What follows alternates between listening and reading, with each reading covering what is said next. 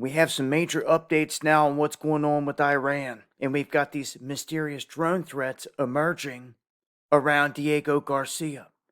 Now, they say that Diego Garcia is like our unsinkable aircraft carrier, but someone is targeting it big time, and mystery drones are being flown into the area. They're popping up either out of the ocean or being flown from far away. They're kind of tight lipped on those details. But they do say that this has prompted curfews, meaning that troops have to be out watching certain areas on base. They say that they spotted these drones that look to be like DJI type drones, not attack drones, so to speak, the Sahids that will go in, dive bomb as soon as they get to the target. These are loitering around above fuel tanks, which is rather interesting. And they have an array of different drones out there. Again, you're talking more like something like these here that's sitting above monitoring what's going on, or potentially even one of these flying way high. But they had a visual on this and they were really close to the base. And I mean, if the American military cannot handle some simple drones in their airspace, we've got major, major problems. And people need to pay attention to this. They should also pay attention to what CENTCOM is saying. They're saying that the U.S. strikes around the Strait of Hormuz are not effective. That's from their own mouth. So people can listen to Trump lies all they want. Our own U.S. military, United States Central Command, has said that those strikes are not effective. And that unless we're going to go on a whole full-scale barrage of new attacks, that nothing should happen. They say this is part of the reason why Trump paused on Friday, and there's this back and forth that they're talking. Well, Iran is saying they're not talking. There are no talks. They're sticking to their guns, so to speak. They reject this whole peace narrative of any talks. They say Hormuz stays closed until the U.S. accepts all of its conditions. They also reshuffled their top military brass, where they got all the hardliners at the front now taking control. And the U.S. tries to say that they enforce a blockade, but no one is really listening to them. Ships are trying to skirt through, they're having to fire on them, and they're not necessarily hostile vessels, they're just vessels trying to just get through. And the U.S. was supposed to be there escorting people, but no, they're saying they're putting up a wall. Well, overnight, some major things have changed. The new supreme leader, Moshtaba, has put a stamp on the national security. They're vowing to wait Trump out, as I said before. Then you have the Persian Gulf energy producers themselves concluding that Iran's control over the Strait of Hormuz will become permanent. So forget what the media is trying to tell you, Trump's trying to tell you. Look at the actions of what's happening around the world.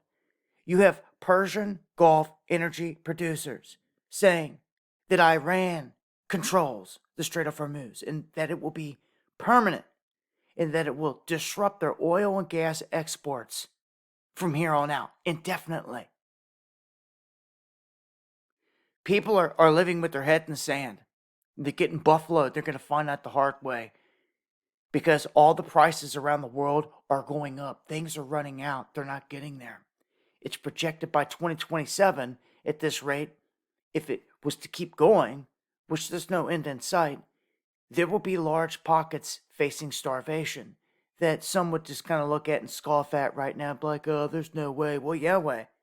When you have no fertilizer getting to destinations, you have restricted movement in many areas, you have a lack of fresh water, you have weather warfare, you have a drought on top of that engineered, even here in America. The harvest for this year is going to be dismal, let alone anything in the future. And they're calling this out right now. And they're saying that all of this is culminating, coming together. At this point, it seems Iran really holds the cards, and Trump can't stand it because they're yelling checkmate, as I've said in other videos. They're saying, we've got you. You either behave and come to terms and give them what they want, or nothing. So they're playing hardball with Mr. Hardball, the guy that likes to play it with everyone. They're dishing it back to him. A taste of his own medicine, literally. Hardcore, and they will sit him out and wait, if not. They're also preparing on the back end for full-scale war. They're prepared for Trump to just start dropping bombs again. And they say that they have more missiles, more drones than they could even use. That they could launch them every single day. And at the end of the war, they would still have some to launch. Meanwhile, here in America, there's been all the talk and the leaks of Trump and Hegseth getting in a fight over a shortage on ammunition. That too could have led to a pullback on strikes on Friday. Trump comes out and denies it all. But the numbers that were put out there that people seen in the past, in knowing what we've gone through already, they say we've torn through a lot. But I say, you never show your hand in that situation. It's a setup is what this all is. If we get hit on Diego Garcia significantly or anything like that, they let him. Almost like Pearl Harbor, if you ask me, something like that, to give them the excuse they need to pounce them, to pound them, obliterate them. And can you believe all the pundits are out here openly talking about killing civilians? Bill O'Reilly was saying it, that that's where they're going to go with this because there's no option. The places that they've got to hit and target, there will be civilian casualties. Not that they want to just go slaughter innocent people, but he's saying that they're going to go hard and try to hit these people that are hiding behind civilians, and that undoubtedly they're going to get wiped out. Where we go from here is huge. And again, the blowback in America, we haven't even begun to see it, or have we?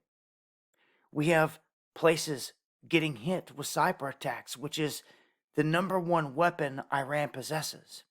And it's happening large scale all across the country. Water places, all types of infrastructure getting hit. Join me for the live stream where I've got more time to talk about this in greater detail. Going live Monday, Wednesday, Friday, 9 p.m. Eastern here on Dabu 77. Much love.